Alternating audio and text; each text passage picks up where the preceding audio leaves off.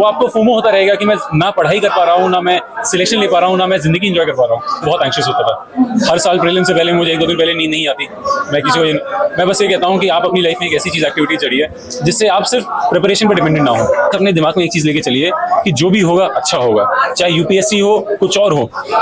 तो लगातार आप देख रहे हैं कि यूपीएससी के अधिकारियों से मैं आपकी बातचीत करवा रही हूँ, जिनका इस बार एग्जाम 2025 में नतीजे आए और उनका सिलेक्शन हो गया है। तो अब आपकी मुलाकात करवाते हैं प्रवीण यादव से। हालांकि मैं इन्हें भी सुन रही थी जब ये मंच पे दे रहे थे, मैंने सभी को तसल्ली से सुना है, सबकी बातचीत में सुन रही थी कि क्या कुछ कह रहे हैं। तो प्रवीण, सबसे पहले तो आपको बधाई। Thank you so much ma'am, बहुत बहुत धन्यवाद आपका और आप सभी लोगों का जो इस चैनल के सब्सक्राइब हैं और देख रहे हैं, आप सभी को बहुत बहुत धन्यवाद। अच्छा, कितना संघर्षफुल रहा? हालांकि अभी तो बधाई ही बधाई दिल मिल रही है, लेकिन वो दौर जब आपको सबसे संघर्षफुल रहा कि आपको लगा कि ये नहीं हो पा रहा है या यार ये होगा या नहीं, उस दौर से कैसे निकले? मैं आपको एक बहुत पर्सनल एनेक्डोट शेयर करना चाहूँगा।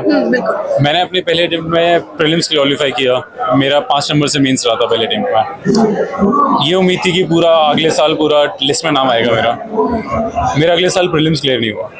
वो मेरी लाइफ के लिए मेरा बहुत लो पॉइंट था, क्योंकि जब मैं इस प्रिपरेशन में घुसा तो मैंने सोचा था कि 2 अटेम्प्ट से ज़्यादा मुझे देने नहीं है।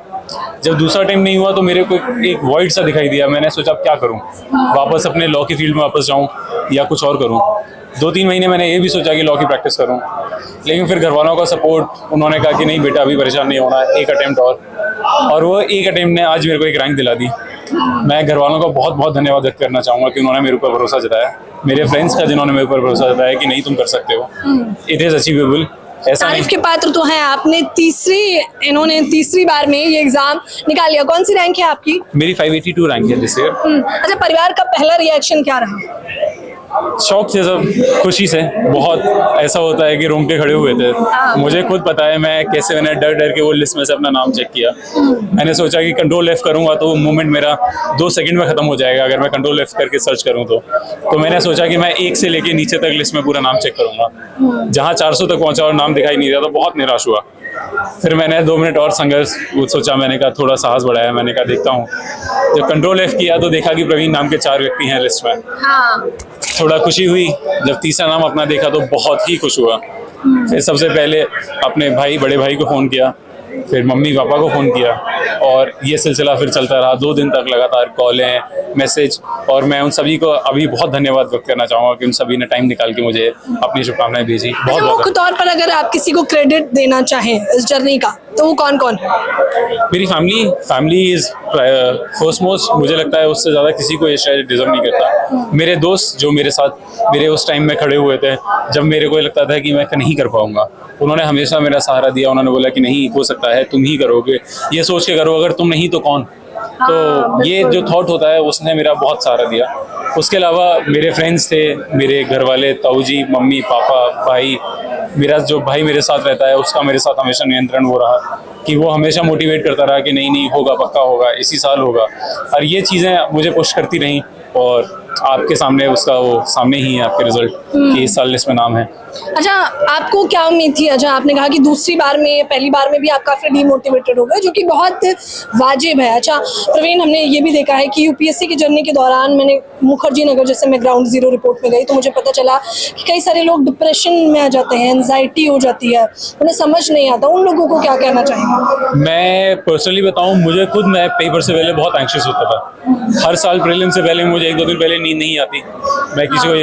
मैं बस ये कहता हूँ कि आप अपनी लाइफ में एक ऐसी चीज़ एक्टिविटी चढ़िए जिससे आप सिर्फ प्रिपरेशन पर डिपेंडेंट ना हो। मेरी आज भी आदत है कि मैं दिन में 1 घंटा बैडमिंटन खेलता हूँ। नो मैटर व्हाट, आपकी पढ़ाई ऐसा नहीं है कि उस 1 घंटे की वजह से आपका सिलेक्शन रुक जाएगा, लेकिन उस 1 घंटे की वजह से आप अगले 8 घंटे अपनी इफेक्टिव पढ़ाई बहुत अच्छी कर सकते हैं, क्योंकि आप मेंटली फ्री रहेंगे। अगर आपके दिमाग में वो मेंटल फटीग है, अगर आप वो चीज़ पूरा दिन पढ़ाई कर रहे हैं तो आपका एक पॉइंट के बाद ये आ जाएगा कि पढ़ने का मन ही नहीं करेगा, सैचुरेशन पॉइंट आ जाएगा, आप सोचेंगे अब मैं क्या करूं। तो उसलिए मेरा एक बहुत बड़ा सुझाव रहता है लोगों के लिए कि आप हफ्ते में 1 दिन, कोई भी 1 दिन निकालिए जिस दिन सोचिए कि मैं पढ़ाई नहीं करूंगा उस दिन, और उस दिन आप जो मन है वो करिए पढ़ाई के अलावा। तो आप कह रहे हैं मनोरंजन के लिए भी करिए, बहुत जरूरी है। रिक्रिएशन इस एस्पेक्ट में बहुत जरूरी है। अगर आप सिर्फ पढ़ाई करते रह जाएंगे तो आप अपने आप को दुनिया के, वो फोमो जो आप सुनते हैं शब्द, वो आपको फोमो होता रहेगा कि मैं ना पढ़ाई कर पा रहा हूँ, ना मैं सिलेक्शन ले पा रहा हूँ, ना मैं ज़िंदगी एंजॉय कर पा रहा हूँ। ये एक प्रोसेस है जो आपकी नॉर्मल एक्टिविटीज़ के साथ चलेगा। आप ये ना सोचिए कि पढ़ाई और मनोरंजन दो अलग चीज़ें हैं।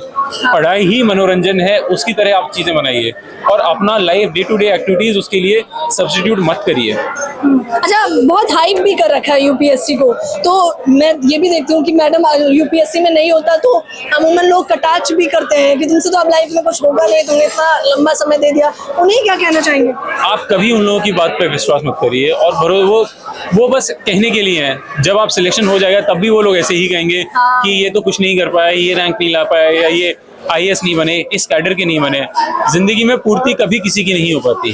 तो आप बस अपने ऊपर फोकस करिए कि आपके लिए उसने क्या किया है, आपके लिए यूपीएससी की परीक्षा ने कितना आपका वो किया है, आपका बढ़ावा दिया है, आपका मेंटली आपको कितना वो किया, एप्टीट्यूड स्ट्रॉन्ग किया है।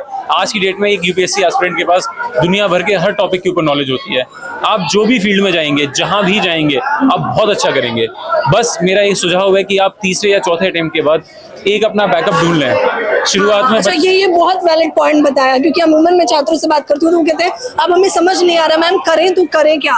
मैंने बहुत लोगों में ये चीज़ देखी है कि तीसरे अटेम्प्ट तक लोग इस परीक्षा में अपने मन से रहते हैं और तीसरे अटेम्प्ट के बाद मजबूरी से, क्योंकि वो मजबूरी रहती है कि मेरे पास अब कुछ और है नहीं करने के लिए। तो उस चीज़ को आपको रोकने के लिए अपना एक फाइनेंशियल इंडिपेंडेंस बनाना पड़ेगा। चाहे वो छोटे स्तर से स्टार्ट करिए, बहुत ऑप्शंस हैं। अगर आपको ये लग रहा है, और बहुत सारे लोग एक मिसगाइडेंस रहता है जिसमें क्या रहता है कि बच्चे एक कॉम्पिटिटिव एग्जाम से दूसरे कॉम्पिटिटिव एग्जाम की तरफ बढ़ सकते हैं कि अगर यूपीएससी नहीं हो रहा तो मैं एसएससी सीजीएल को बैकअप बना लूं। कॉम्पिटिटिव एग्जाम्स कभी बैकअप नहीं होते हैं। आपको अपना बैकअप अपने पर्सनल फील्ड के अंदर चुनना पड़ेगा। जिसमें आपने ग्रेजुएशन करी, उस फील्ड को उठाइए, नौकरी छोटे से स्टार्ट करिए। कोई पहले दिन में करोड़ों नहीं कमाता, स्टेप बाय स्टेप चीज़ें बनती हैं। तो मेरा यही सुझाव है कि अपने लिए एक बैकअप ढूंढिए जो आपके सब्जेक्ट से रिलेटेड हो। तमाम दर्शक जो आपको देख रहे हैं, अंत में उन्हें क्या कहना चाहेंगे? और मुख्य तौर पर मुझे पता है स्टूडेंट्स देख रहे होंगे, वो स्टूडेंट जो तैयारी कर रहे हैं। मेरा बस एक ही सुझाव है कि आप बस रिवीजन के ऊपर फोकस करिए। मुझे ऐसा लगता है यूपीएससी प्रिपरेशन में मुझे शुरुआत में जब मैंने शुरू किया था, मेरे एक टीचर ने मुझसे कहा था कि बेटा आप जिस दिन पढ़ रहे हैं, अगर आप उस दिन रिवाइज कर लोगे तो आपका सिलेक्शन होने से कोई नहीं रोक सकता। और मैंने वो चीज़ अपनाई। मैं जो दिन सुबह पढ़ता था, मैं कोशिश करता था कि वो रात को जाके, चाहे मुझे आधा घंटा देना पड़े, मैं वो रिवाइज करूं और अगले महीने में जो पिछले महीने का कंटेंट था मैं दोबारा रिवाइज करूं। और उसी की बदौलत मुझे ऐसा लगता है कि इस अटेम्प्ट में मेरी सबसे कम मेहनत थी और इसी में मेरे को सबसे ज़्यादा रिजल्ट्स मिले। जिस अटेम्प्ट में सबसे ज़्यादा मेहनत थी उसमें प्रीलिम्स ही क्लियर नहीं हुआ। ये है कि आप जब अपना बेस इतना स्ट्रॉन्ग कर लेंगे तो आपको बार बार पढ़ाई की इतनी जरूरत नहीं पड़ेगी। आपको बस एक महीने में 2-3 बार अगर रिवाइज कर लेंगे तो आपको पूरी चीज़ें याद रहेंगी।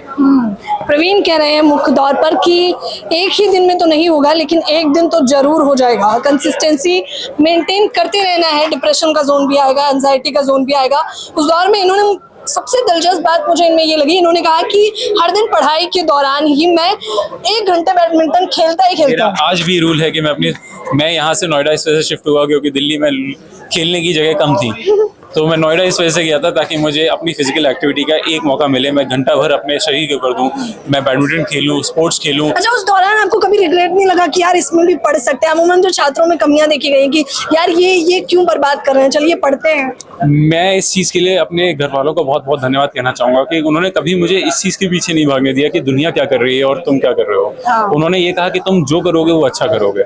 आप बस अपने दिमाग में एक चीज़ लेके चलिए कि जो भी होगा अच्छा होगा, चाहे यूपीएससी हो, कुछ और हो।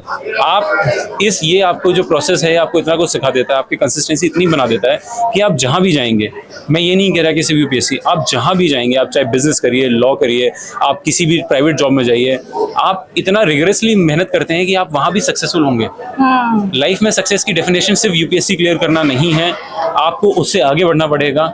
ये एक प्रोसेस है जो आपका थोड़ा जरिया थोड़ा आसान कर देता है और कुछ नहीं।